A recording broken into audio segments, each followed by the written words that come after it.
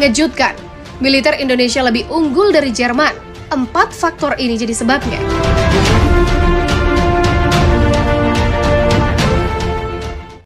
Kekuatan militer Indonesia makin diperhitungkan di dunia. Terlihat dari rilis terbaru kekuatan militer terbaik menurut peringkat dunia, di mana Indonesia naik ke posisi 15 dari sebelumnya peringkat 16. Dilansir tribunjatim.com dari Global Firepower, kekuatan militer Indonesia lebih hebat dari Jerman. Kini Jerman ada di posisi ke-16 atau turun 1 peringkat dari sebelumnya posisi ke-15. Berdasarkan peringkat itu, militer Indonesia juga lebih hebat dari Australia dan Israel, yang pada 2022 hanya di posisi ke-17 dan ke-18. Pada 2022 ini, Global Firepower kembali merilis peringkat kekuatan militer 2022, yang merupakan data kekuatan global yang diurutkan berdasarkan kekuatan militer potensial. Mereka memakai lebih dari 50 faktor individu untuk menentukan skor Power Index. Power Index sendiri melihat dari kekuatan militer dan keuangan hingga kemampuan logistik dan geografi. Berdasarkan data terbaru ini, Amerika Serikat masih menjadi negara dengan kekuatan militer terbaik, disusul oleh Rusia dan China. Dengan urutan ke-15, Indonesia masih yang tertinggi di antara negara-negara Asia Tenggara lainnya. Indonesia punya militer lebih baik dibandingkan Jerman, yang notabene termasuk negara besar di Eropa. Padahal selama ini, militer Israel dikenal cukup ganas dan sulit dikalahkan. Fasilitas yang dimiliki militer Jerman juga mumpuni dan punya teknologi terbaru dalam hal senjata. Padahal selama ini militer Indonesia kerap dipandang sebelah mata, bahkan oleh warga kita sendiri. Mengapa kekuatan militer Jerman bisa kalah dari Indonesia? Ini beberapa faktor yang membuat Indonesia jauh lebih unggul dari Jerman dalam bidang militer. Pertama, jumlah penduduk. Indonesia memiliki wilayah yang luas dan jumlah penduduk yang sangat banyak. Jumlah populasi di Indonesia sekitar 275,1 juta, sedangkan Jerman hanya punya penduduk 79 juta. Jumlah penduduk ini menguntungkan Indonesia jika terjadi situasi genting di negara ini. Penduduk Indonesia bisa menjadi militer sukarelawan saat terjadi perang. Dan ini berarti kekuatan militer Indonesia akan bertambah. Jerman yang hanya punya penduduk sekitar 79 juta jiwa tentu akan kalah jumlah dan kalah kekuatan manusianya. Yang kedua, jumlah personil militer. Total personil militer Indonesia mencapai 975.750 termasuk tentara aktif dan personil cadangan. Sementara Jerman hanya punya 615.000 personil militer aktif dan termasuk personil cadangan. Ketiga, luas wilayah. Indonesia memiliki luas daratan 1.904.000 km persegi dan luas lautan 21.500 km persegi. Jika dibandingkan dengan Jerman yang luas daratannya hanya 357.000 km persegi dan luas lautan hanya 7.400 km persegi. Tentu, Indonesia lebih unggul. Dengan negara yang begitu luas, pasukan musuh akan kesulitan dalam meluncurkan serangan secara bersama-sama di semua titik perbatasan.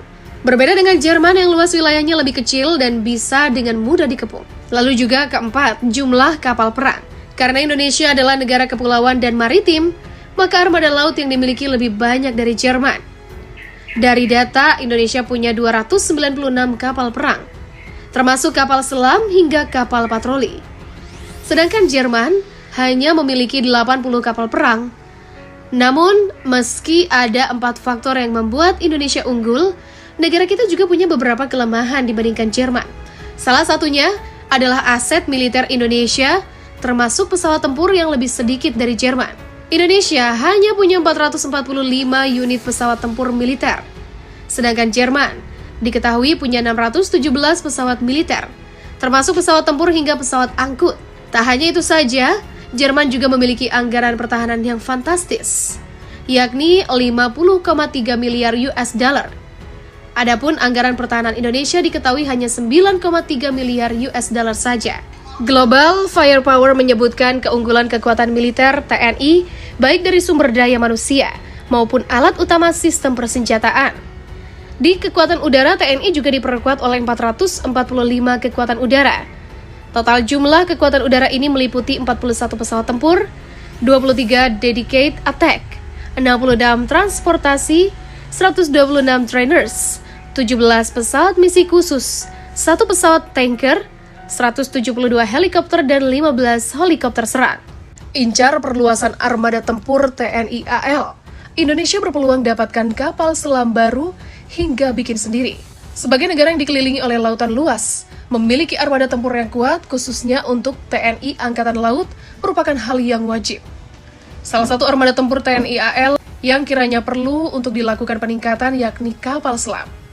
Mengingat saat ini Indonesia hanya diperkuat dengan 4 unit armada tempur kapal selam.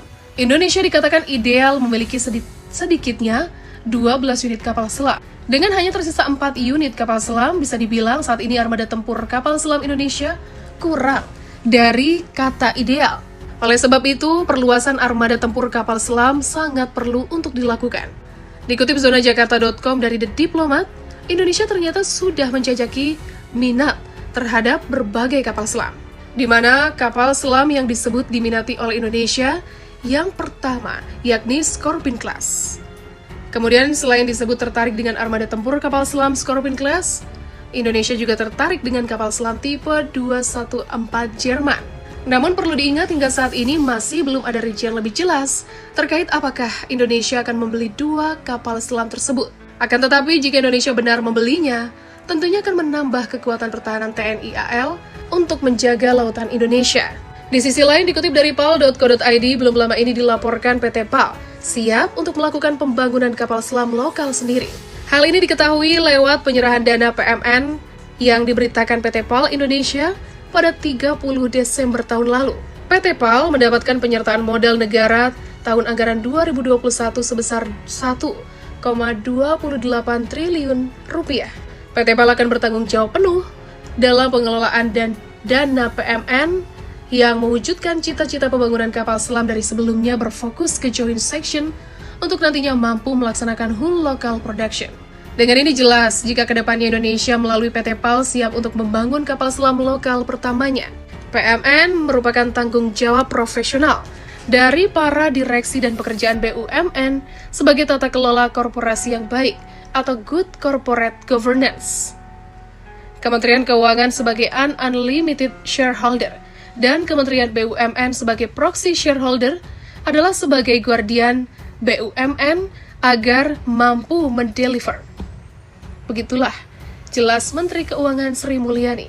Tentunya dengan adanya hal ini maka perluasan armada tempur kapal selam bagi TNI AL dan sangat nyata untuk dilakukan. Sebagai informasi, dikutip dari asiatimes.com, jika Menhan Prabowo Subianto dan Menlu Jepang Toshimitsu Motegi pernah menghadiri pertemuan pada 30 Maret 2021. Dalam pertemuan ini, Menhan Prabowo Subianto dan Menlu Jepang Toshimitsu Motegi menandatangani kesepakatan transfer peralatan dan teknologi militer, di mana teknologi militer yang dimaksud yakni kapal perang sekelas fregat Mogami dan kapal pengawas sekelas Coast Guard. Namun laporan zonajakarta.com sebelumnya menyebut jika ada indikasi kapal selam juga sangat mungkin bisa didapatkan oleh Indonesia. Maka dari itu, dari menandatangani kesepakatan transfer peralatan dan teknologi militer Indonesia dan Jepang, sangat mungkin jika Jakarta bisa membeli kapal selam. Kabar baik ini menyambangi Indonesia, sebab Indonesia akan mendapatkan hibah korvet Pohang Class dari Korea Selatan. Kehadiran 3 unit korvet Pohang Class dipastikan akan meningkatkan kekuatan tempur dari TNI AL. Apalagi saat ini Indonesia tengah dalam upaya peningkatan kekuatan tempur dengan mengakuisisi berbagai senjata baru. Sehingga kehadiran Pohang Class akan mendukung upaya peningkatan kekuatan tempur Indonesia. Selain menyumbangkan Pohang Class ke Indonesia, ternyata Korea Selatan sudah sejak lama bagi-bagi korvet itu ke banyak negara. Tetangga satu kawasan yang sudah mendapatkan jatah korvet Pohang Class.